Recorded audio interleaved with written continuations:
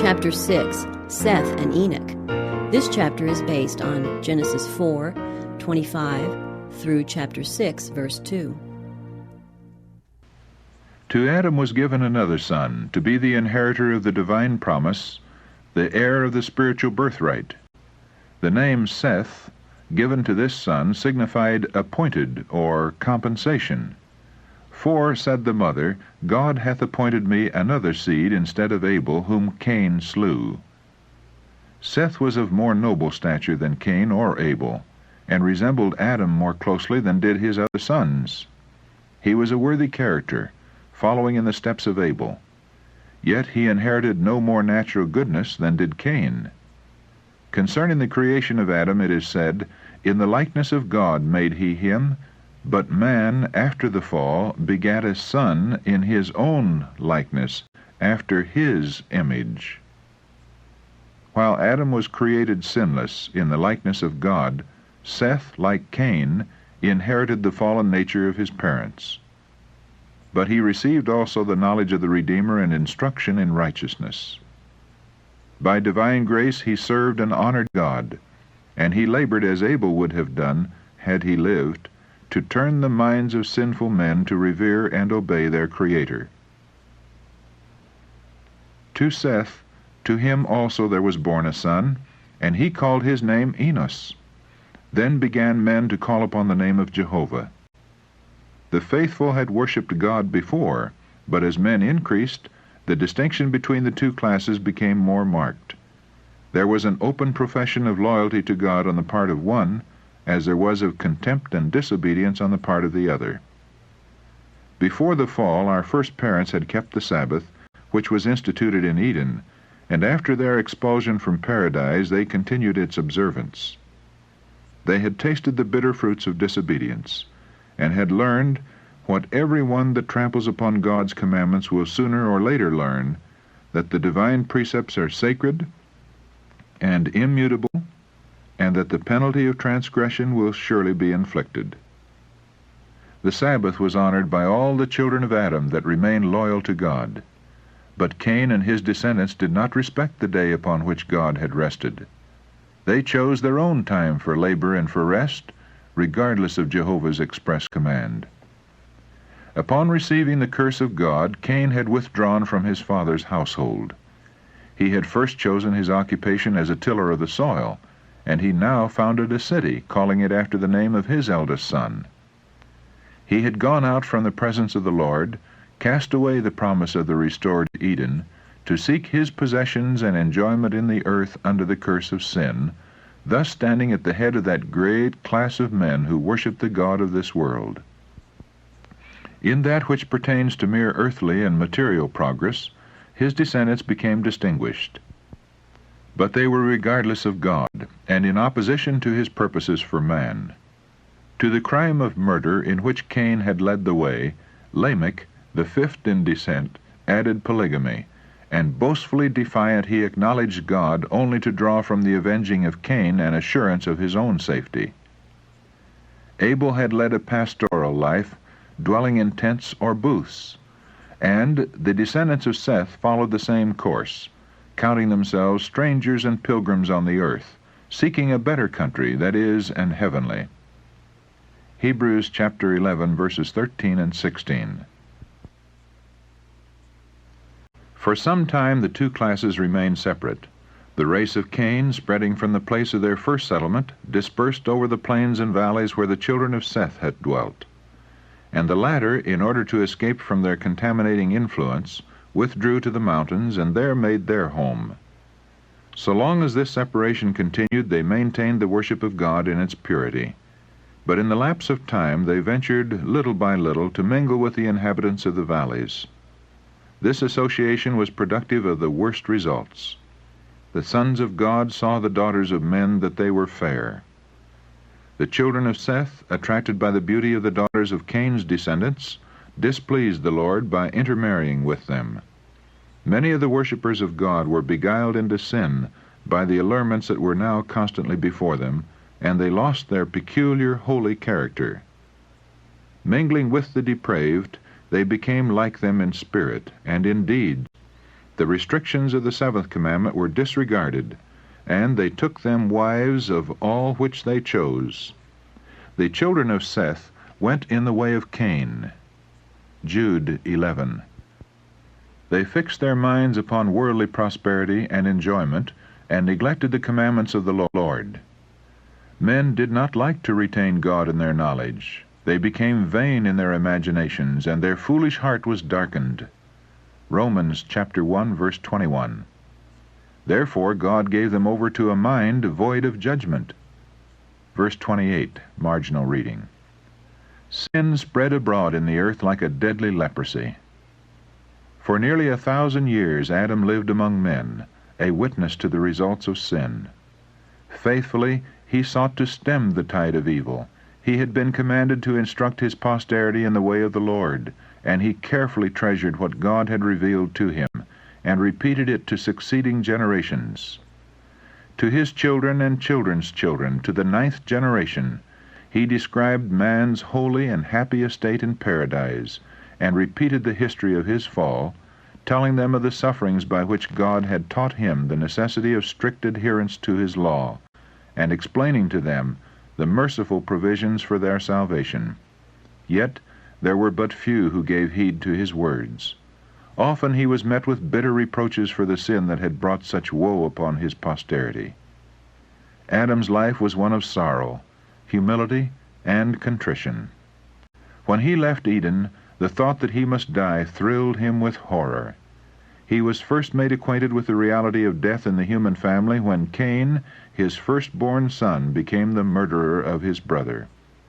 Filled with the keenest remorse for his own sin, and doubly bereaved in the death of Abel and the rejection of Cain, Adam was bowed down with anguish. He witnessed the widespreading corruption that was finally to cause the destruction of the world by a flood. And though the sentence of death pronounced upon him by his Maker had at first appeared terrible, yet, after beholding for nearly 1,000 years the results of sin, he felt that it was merciful in God to bring to an end a life of suffering and sorrow. Notwithstanding the wickedness of the antediluvian world, the age was not, as has often been supposed, an era of ignorance and barbarism. The people were granted the opportunity of reaching a high standard of moral and intellectual attainment. They possessed great physical and mental strength, and their advantages for acquiring both religious and scientific knowledge were unrivaled. It is a mistake to suppose that because they lived to a great age, their minds matured late. Their mental powers were early developed, and those who cherished the fear of God and lived in harmony with His will continued to increase in knowledge and wisdom throughout their life. Could illustrious scholars of our time be placed in contrast with men of the same age who lived before the flood, they would appear as greatly inferior in mental as in physical strength. As the years of man have decreased and his physical strength has diminished, so his mental capacities have lessened. There are men who now apply themselves to study during a period of from 20 to 50 years, and the world is filled with admiration of their attainments. But how limited are these acquirements in comparison with those of men whose mental and physical powers were developing for centuries? It is true that the people of modern times have the benefit of the attainments of their predecessors. The men of masterly minds who planned and studied and wrote have left their work for those who follow. But, even in this respect, and so far as merely human knowledge is concerned, how much greater the advantages of the men of that olden time! They had among them for hundreds of years him who was formed in God's image, whom the Creator Himself pronounced good, the man whom God had instructed in all the wisdom pertaining to the material world. Adam had learned from the Creator the history of creation. He himself witnessed the events of 9 centuries, and he imparted his knowledge to his descendants. The antediluvians were without books. They had no written records. But with their great physical and mental vigor, they had strong memories, able to grasp and to retain that which was communicated to them, and in turn to transmit it unimpaired to their posterity.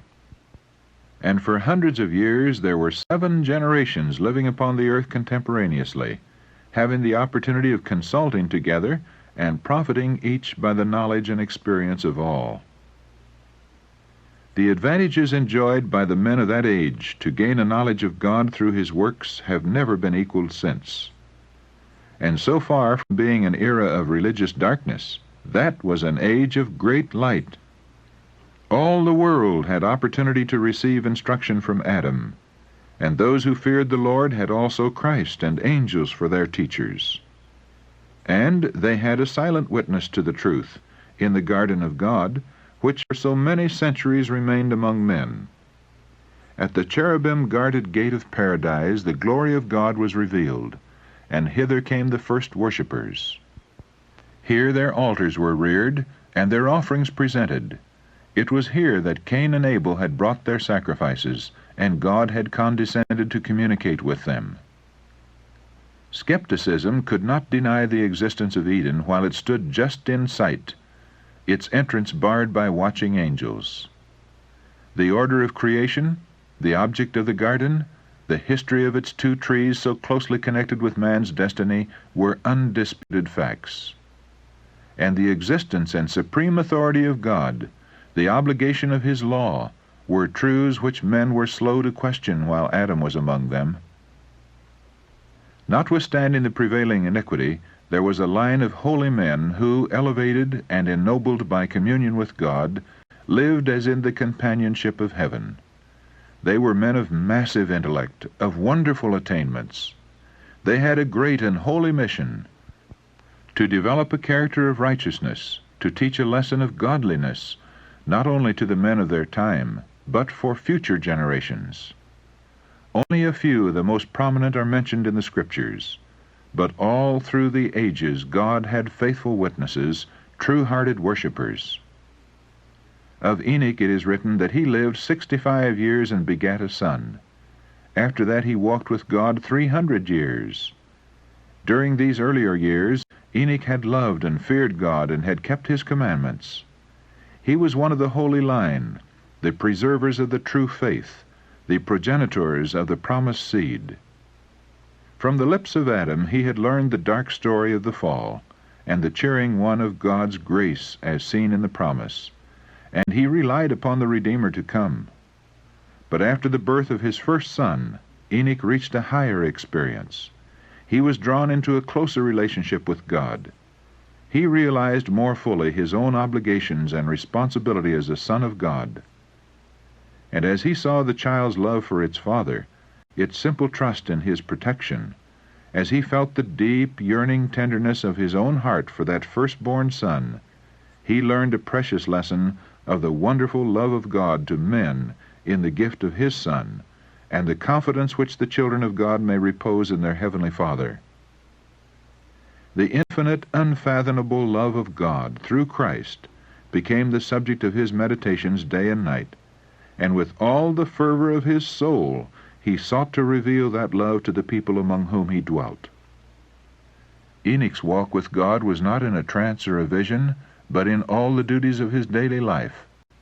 He did not become a hermit, shutting himself entirely from the world, for he had a work to do for God in the world.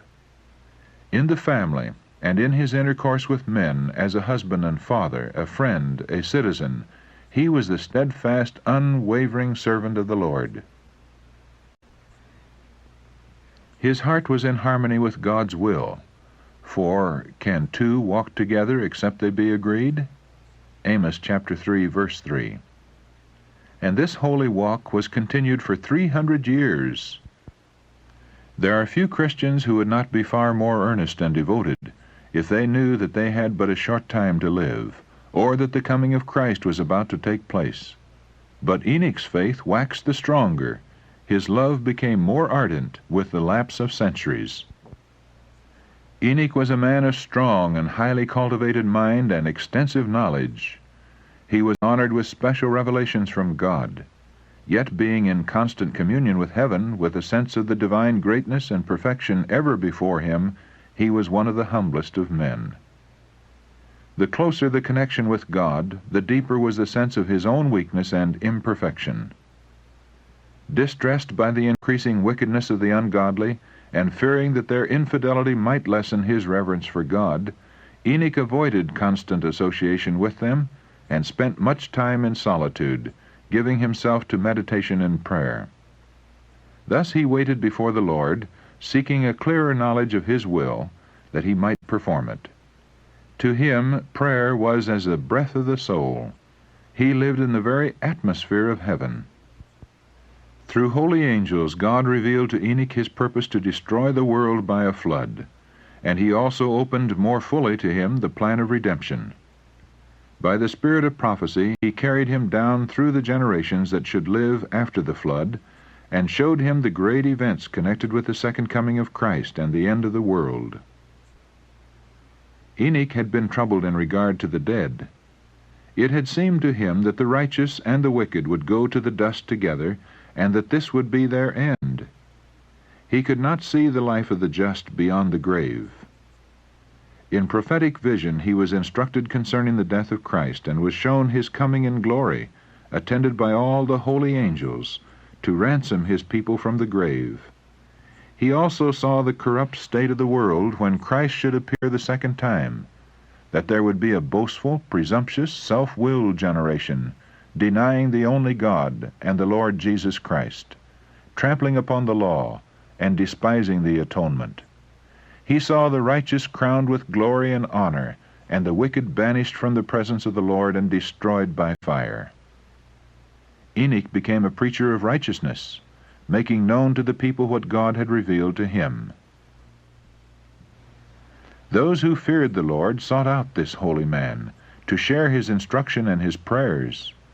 He labored publicly also, bearing God's messages to all who would hear the words of warning. His labors were not restricted to the Sethites. In the land where Cain had sought to flee from the divine presence, the prophet of God made known the wonderful scenes that had passed before his vision. "Behold," he declared, "the Lord cometh with 10,000s of his saints, to execute judgment upon all, and to convince all that are ungodly among them of all their ungodly deeds." Jude 14 and 15. He was a fearless reprover of sin. While he preached the love of God in Christ to the people of his time, and pleaded with them to forsake their evil ways, he rebuked the prevailing iniquity and warned the men of his generation that judgment would surely be visited upon the transgressor. It was the Spirit of Christ that spoke through Enoch. That Spirit is manifested not alone in utterances of love, compassion, and entreaty. It is not smooth things only that are spoken by holy men. God puts into the heart and lips of his messengers truths to utter that are keen and cutting as a two-edged sword. The power of God that wrought with his servant was felt by those who heard. Some gave heed to the warning and renounced their sins, but the multitudes mocked at the solemn message and went on more boldly in their evil ways. The servants of God are to bear a similar message to the world in the last days, and it will also be received with unbelief and mockery. The antediluvian world rejected the warning words of him who walked with God. So will the last generation make light of the warnings of the Lord's messengers. In the midst of a life of active labor, Enoch steadfastly maintained his communion with God. The greater and more pressing his labors, the more constant and earnest were his prayers. He continued to exclude himself at certain periods from all society. After remaining for a time among the people, laboring to benefit them by instruction and example, he would withdraw to spend a season in solitude, hungering and thirsting for that divine knowledge which God alone can impart. Communing thus with God, Enoch came more and more to reflect the divine image. His face was radiant with a holy light, even the light that shineth in the face of Jesus. As he came forth from these divine communings, even the ungodly beheld with awe the impress of heaven upon his countenance. The wickedness of men had reached such a height that destruction was pronounced against them. As year after year passed on, deeper and deeper grew the tide of human guilt. Darker and darker gathered the clouds of divine judgment. Yet Enoch, the witness of faith, held on his way, warning, pleading, entreating, striving to turn back the tide of guilt and to stay the bolts of vengeance. Though his warnings were disregarded by a sinful, pleasure-loving people, he had the testimony that God approved, and he continued to battle faithfully against the prevailing evil until God removed him from a world of sin to the pure joys of heaven. The men of that generation had mocked the folly of him who sought not to gather gold or silver or to build up possessions here. But Enoch's heart was upon eternal treasures. He had looked upon the celestial city. He had seen the King in his glory in the midst of Zion. His mind, his heart, his conversation were in heaven. The greater the existing iniquity, the more earnest was his longing for the home of God. While still on earth, he dwelt by faith in the realms of light. Blessed are the pure in heart, for they shall see God. Matthew chapter 5, verse 8. For 300 years Enoch had been seeking purity of soul that he might be in harmony with heaven. For 3 centuries he had walked with God. Day by day he had longed for a closer union. Nearer and nearer had grown the communion until God took him to himself. He had stood at the threshold of the eternal world, only a step between him and the land of the blessed. And now the portals opened. The walk with God so long pursued on earth continued, and he passed through the gates of the holy city, the first from among men to enter there. His loss was felt on earth. The voice that had been heard day after day in warning and instruction was missed.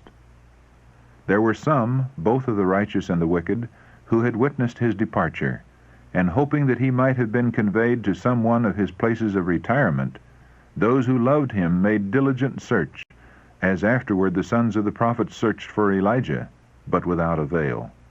They reported that he was not, for God had taken him.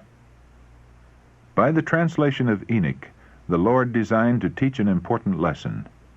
There was danger that men would yield to discouragement because of the fearful results of Adam's sin. Many were ready to exclaim, "What profit is it that we have feared the Lord and have kept his ordinances, since a heavy curse is resting upon the race and death is the portion of us all?" But the instructions which God gave to Adam, and which were repeated by Seth and exemplified by Enoch, swept away the gloom and darkness, and gave hope to man, that as through Adam came death, so through the promised Redeemer would come life and immortality. Satan was urging upon men the belief that there was no reward for the righteous or punishment for the wicked, and that it was impossible for men to obey the divine statutes. But in the case of Enoch, God declares that he is, and that he is a rewarder of them that diligently seek him. Hebrews chapter 11, verse 6. He shows what he will do for those who keep his commandments. Men were taught that it is possible to obey the law of God, that even while living in the midst of the sinful and corrupt, they were able, by the grace of God, to resist temptation and become pure and holy. They saw in his example the blessedness of such a life, and his translation was an evidence of the truth of his prophecy concerning the hereafter, with its award of joy and glory and immortal life to the obedient, and of condemnation, woe, and death to the transgressor. By faith Enoch was translated that he should not see death, for before his translation he had this testimony, that he pleased God. Hebrews chapter 11, verse 5. In the midst of a world by its iniquity doomed to destruction, Enoch lived a life of such close communion with God that he was not permitted to fall under the power of death. The godly character of this prophet represents the state of holiness, which must be attained by those who shall be redeemed from the earth. Revelation chapter 14, verse 3, at the time of Christ's second advent. Then, as in the world before the flood, iniquity will prevail. Following the promptings of their corrupt hearts and the teachings of a deceptive philosophy, men will rebel against the authority of heaven. But like Enoch, God's people will seek for purity of heart and conformity to his will, until they shall reflect the likeness of Christ. Like Enoch, They will warn the world of the Lord's second coming and of the judgments to be visited upon transgression.